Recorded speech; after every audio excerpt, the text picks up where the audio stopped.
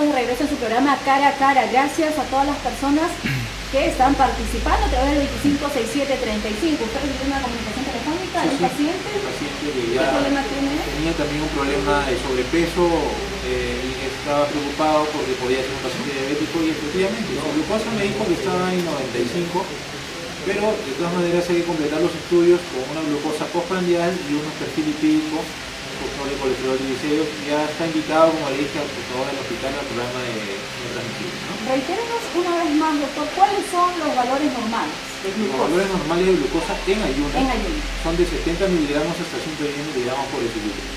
Y si está en 110, Están todavía normal, pero ya estamos está en en el el límite. límite, ¿no? ¿Sí? Cuando pasa de 110 hasta 125, estamos hablando de una glucosa alterada en ayunas, lo que actualmente se conoce como prediabetes. Hay un término que ya hace 6-7 años se está usando a nivel internacional, que es la prediabetes, ¿no? ¿Por qué se usa esto? Porque es el momento donde nosotros podemos tratar de prevenir de alguna manera que el paciente se vaya a diabetes. Y por eso ya se da este estadio de prediabetes, glucosa entre 110 a 125. Tenemos que actuar con cambio de estilo de vida, actividad física, mejorar la dieta, para que el paciente no llegue a la etapa de diabetes. y los valores normales luego de haber consumido alimentos. Exacto, es muy buena pregunta. Una glucosa 2 horas después de haber consumido alimentos debería estar menor de 140. Cuando esta glucosa está entre 140 y 199, también es un paciente que tiene la glucosa que debe en ayunas después de haber comido. Bien, vamos a recibir comunicación telefónica. Muy buenos días. Aló, ¿Cómo señorita está? periodista, ¿Qué tal? buenos días. ¿Cuál es su consulta? Llamo para consultarle al doctor si es tan amable ¿Sí? de decirme si la pastilla Viagra es muy dañina para la persona que es diabética. Muchísimas gracias. Muy buena pregunta, ¿no? Tengo muchos pacientes que usan el sildenafil, lo que es el Viagra, ¿no? Y también me consultan lo mismo, sí, pero no. Este medicamento, el sildenafilo, originalmente se creó, los laboratorios lo crearon para enfermedades coronarias, para ayudar a los pacientes que tenían infarto en el miocardio. Pero se vio que todos estos pacientes que eran tratados con este sildenafilo tenían un efecto, entre comillas, beneficioso en mejorar su potencia sexual. Así es. Entonces, el laboratorio vio que eso era bueno y definitivamente ya lo comenzó a usar en pacientes con disfunción eréctil o impotencia en ese aspecto, ¿no? Pero no, el problema no es tanto que el medicamento le vaya a producir problemas, sino que pacientes diabéticos que estén descompensados y que tengan una actividad sexual, digamos, de alguna manera exigente, pueden tener elevaciones de la presión arterial y eso sí le puede producir un trastorno cardiovascular. Todo en exceso se da. Exactamente. Sí. Bien, antes de la pausa comercial, doctor, estábamos hablando acerca de la insulina, tanto que hay que hablar sobre la insulina, hay pacientes que solo se los aplican, ¿no? Ahora, ¿en qué momento una persona que es diabética se tendría que aplicar este medicamento? Es muy buena la pregunta. Como conversábamos hace unos minutos, la insulina hay que usarla entre comillas, voy a decirle, cuando es necesario, ¿no? O sea, no es que yo uso la insulina cuando a mí me parece o cuando yo leí, no. Acá es que en el momento que es necesario y hay criterios de uso. ¿Cuándo es necesario?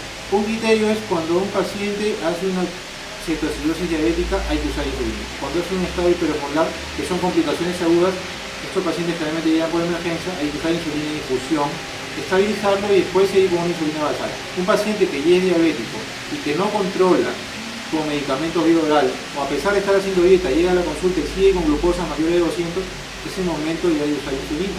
No esperar que el paciente siga con los medicamentos y llega a las etapas terminales cuando ya no se puede hacer. Hay que usar insulina en ese momento.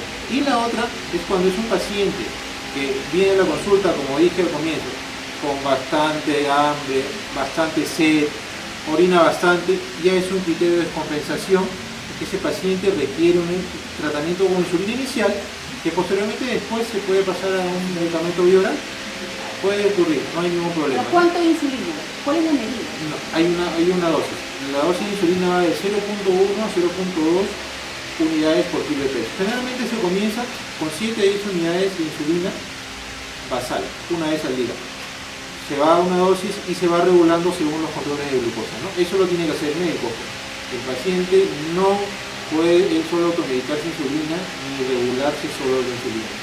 Salvo que sea un paciente ya que es un paciente que usa a largo tiempo insulina, que hay pacientes que sí ya tienen su aparato para controlar su glucosa en casa y que a veces le enseñamos cómo regular la dosis. Pero ya son usted ha pacientes dicho también que hablar de insulina para muchos les causa temor. Sí, es un no es temor. así. Pero no es así, no, o sea, no es algo, digamos, que yo me voy a hacer dependiente de la insulina, no. ¿Por qué? Porque la insulina nosotros la producimos, nuestro páncreas produce insulina. Pero ¿qué ocurre? Nuestro páncreas, si nosotros comemos mucha papa, mucha grasa, mucho dulce, lo estamos sobreexigiendo. El páncreas va a llegar un momento en que se agota y la insulina va a bajar y la glucosa va a subir en sangre. ¿Qué hacemos? Le exigimos más al páncreas por no usar insulina, dejamos que se agote y que entre comillas ya se muera y después no podemos hacer nada. No, tenemos que dejarlo descansar. Y para dejarlo descansar tenemos que usar insulina exógena y aplicarnos la insulina para que el páncreas descanse un tiempo y se recupere. ¿Hay trasplante de páncreas? Hay trasplante de páncreas, sí, hay trasplante de páncreas. Eso generalmente ocurre en pacientes con diabetes tipo 1, que es otro tipo de diabetes, como decía un inicio, que es un trastorno inmunológico donde el cuerpo, nuestro organismo, reconoce como extraño el páncreas, lo ataca y de alguna manera lo elimina, ¿no? Por llamarlo de alguna manera, y ya no produce insulina. Pues estos pacientes, generalmente niños, debutan con cetoacidosis diabética, glucosas muy altas y esos pacientes ya son insulino dependientes de por vida. Bueno, al decirles si existe el trasplante de páncreas y que se puede hacer, mi pregunta también va en el hecho de que si me trasplanta el páncreas, ¿dejaré de padecer la enfermedad de diabetes? Es una muy buena pregunta. Definitivamente, si es un paciente que tiene este problema de diabetes tipo 1, va a ayudar mucho. Pero definitivamente, pues, nosotros quisiéramos que el trasplante de páncreas pueda acomodar un antibiótico o indicar algo pero es algo que, como ustedes, los tratantes son muy, a veces, difíciles, ¿no? Y más a veces en sociedades como nosotros, en que creo que más del 50% ponen no a la donación, es otro tema importante también después que digamos. Por otro lado, doctora, hablando acerca de la insulina, ¿uno mismo se lo puede aplicar o es necesario que alguien te lo aplique? En un inicio hay que enseñarle al paciente. Hay que enseñarle dónde, como le comentaba a usted, hay que ponerlo en el hombro, en el muslo, en el abdomen. Una vez que el paciente aprende, él mismo se puede colocar en casa y ya él mismo puede seguir tratando. Bien, vamos a recibir la siguiente comunicación telefónica. Nuestros televidentes quieren saber más acerca de la diabetes y cómo controlarla. Aló, muy buenos días. Buenos días. ¿Cómo está, caballero? ¿Cuál es su consulta? Disculpe al doctor la pregunta. La baja de la vista es un indicativo de que la disfunción eréctil viene a ser un indicativo de que Sí, muy buena su pregunta, señor. La diabetes como enfermedad es una enfermedad sistémica que afecta en todos los órganos del cuerpo y uno de los órganos que afecta es el ojo. Pacientes que son diabéticos pueden tener trastornos de retinopatía diabética y trastornos en cuanto a la visión. Si usted tiene un trastorno en cuanto a la visión, definitivamente hay que acudir a un oftalmólogo, pero si el oftalmólogo le menciona que no hay un problema propio a nivel ocular, hay que hacer un estudio bioquímico y dentro del cual está el azúcar, porque una de las causas de retinopatía es la diabetes. Aparte, si hay disfunción eréctil o trastornos en cuanto a la erección, también, porque la diabetes produce un problema que se llama arteriosclerosis. Inflama los vasos sanguíneos, inflama las arterias de nuestro cuerpo y comienza con las arterias pequeñas. Por eso es que es muy importante que cuando un paciente varón tenga problemas de disfunción eréctil, se haga un control de azúcar. Porque una de las causas de esto es la diabetes. Yo diría una gran causa de esto es la diabetes. Muy bien. Vamos ahora con otro punto que es sumamente importante. ¿Por qué los pacientes diabéticos, doctor, tienen que tener muchísimo cuidado con los pies? Que es muy importante. ¿Por qué? Porque hay dos complicaciones más que se llaman neuropatía diabética y el pie diabético, donde pueden haber trastornos en la sensibilidad del pie. Pacientes diabéticos que no se controlan, que no hacen un seguimiento adecuado, comienzan a perder la sensibilidad en el pie, y al perder la sensibilidad en el pie no sienten bien el frío o el calor. ¿Y qué pasa? A veces se pueden producir heridas por roces, por calor, y comienzan las heridas, las infecciones y se produce el pie diabético. Entonces un paciente diabético tiene que tener mucho cuidado con esto. Si ya el paciente comienza a tener adormecimiento, frialdad o quemazón en los pies, que a veces los pacientes van a la consulta pensando que es otro problema, que tengo el riñón, así es lo que y el paciente tiene el Lo derecho vinculan a siempre con el así, riñón. pero a veces no. Entonces hay que, cuando uno tiene esos trastornos, por favor, hacer sus estudios de glucosa, acudir a consulta para que el médico pueda examinar bien el pie, porque si es un paciente diabético y tiene alguna herida, hay que hacer un tratamiento bien para que no haya ¿Y cómo es complicaciones. el examen de neuropatía? Hay que hacer estudios de electromiografía, potenciales evocados, que eso ya lo hace el colega en la parte neurológica. En el hospital regional también tenemos, por favor, y todo esto está integrado en lo que es el programa de diabetes, ¿no? Nosotros en el programa hacemos la atención, digamos, de inicio, evaluamos al paciente, si el paciente requiere algún estudio más, es dirigido a hacerse los demás estudios. Muy bien. Y por otro lado, doctor, ¿por qué la diabetes afecta directamente a nuestros riñones? Porque también es un órgano blanco, un órgano diana. Los órganos diana que afectan la diabetes son el cerebro, el corazón, los riñones, los ojos y los vasos sanguíneos, ¿no? En general de todo el cuerpo. Y en los riñones también hay vasos sanguíneos pequeños que se afectan y comienza, y justo comenzamos, comenzamos algo del test de orina que me decía usted. Yo le mencionaba que hay un test que se llama un test de microalbuminuria, que también por favor lo hacemos en el hospital. Pacientes diabéticos o pacientes hipertensos, no solamente diabéticos, que tienen ya esta enfermedad algún tiempo o que han recién debutado con esta enfermedad, vayan para hacer el test de microalbuminuria, porque con ese test vamos a ver si sus riñones ya están siendo dañados en temprana etapa. No esperar a que nuestra función renal en sangre se eleve y ya estemos a un paso de la diabetes. No. Ahora, también hay que tener en cuenta que la diabetes no distingue raza, sexo ni La edad. diabetes no distingue nada. Porque hay muchos niños que tienen diabetes, ¿no? Y eso es Que otra están cosa llevando muy un tratamiento. importante, que es importante conversar. Lamentablemente la obesidad infantil está aumentando cada vez más.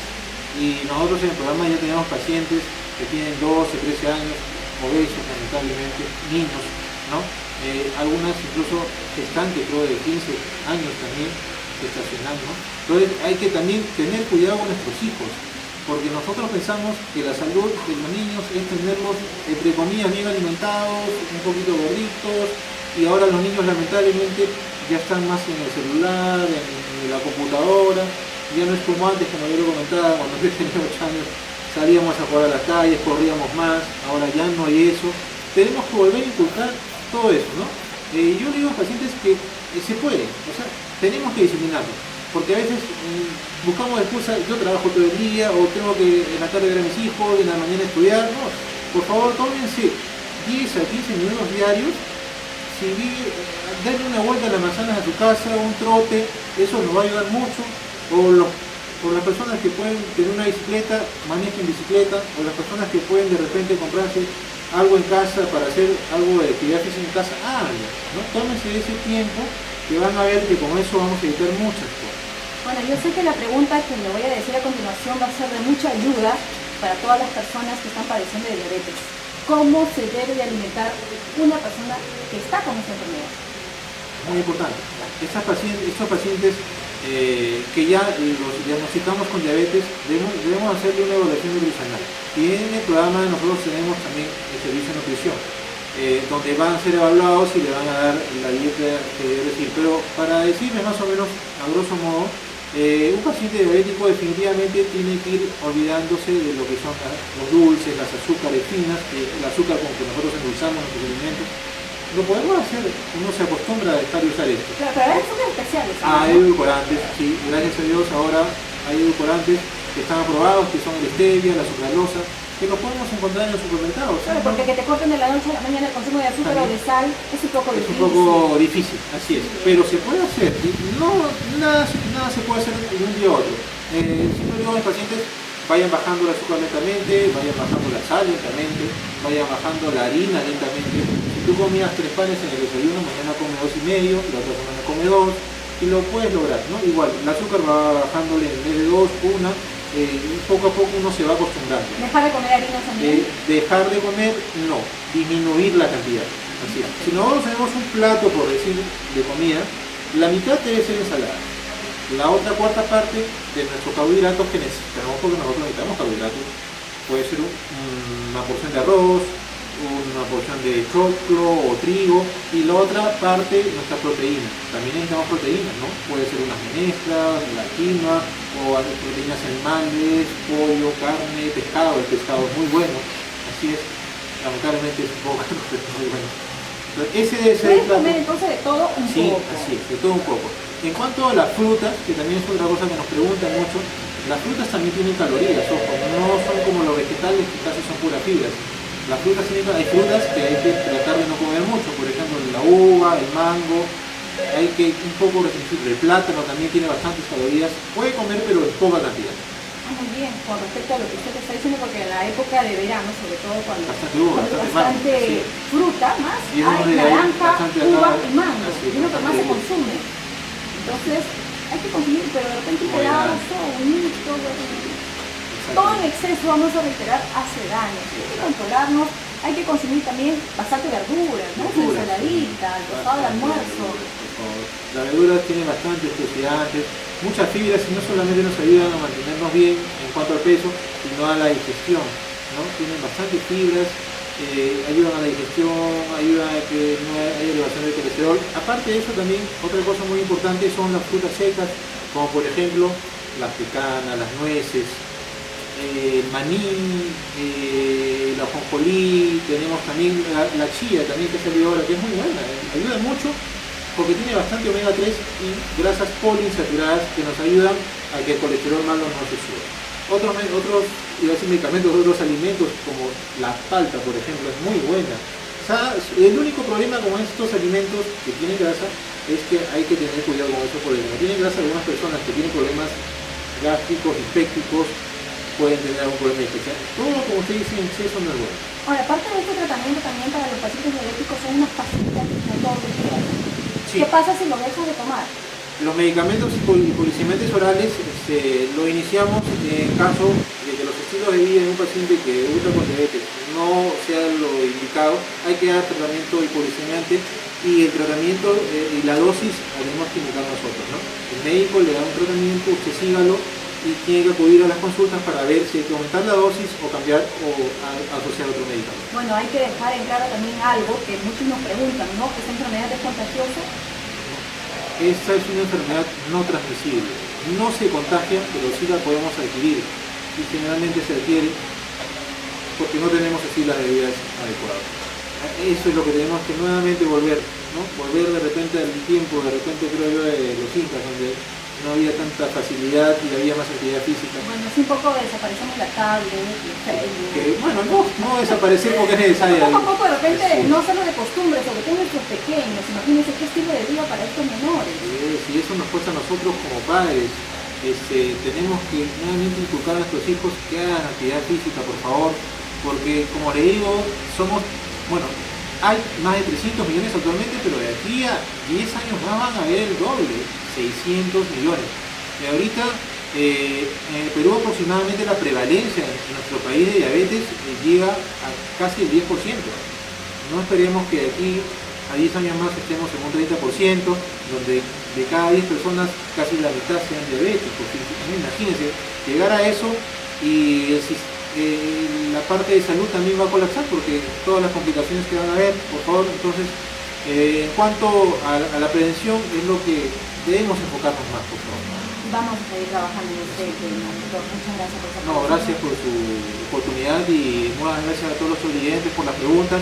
Y como para terminar, nuevamente los invito, por favor, a la campaña y de lunes a viernes al programa, por favor, que está abierto para todos. La campaña totalmente gratis hasta la 1 de la tarde. Sí.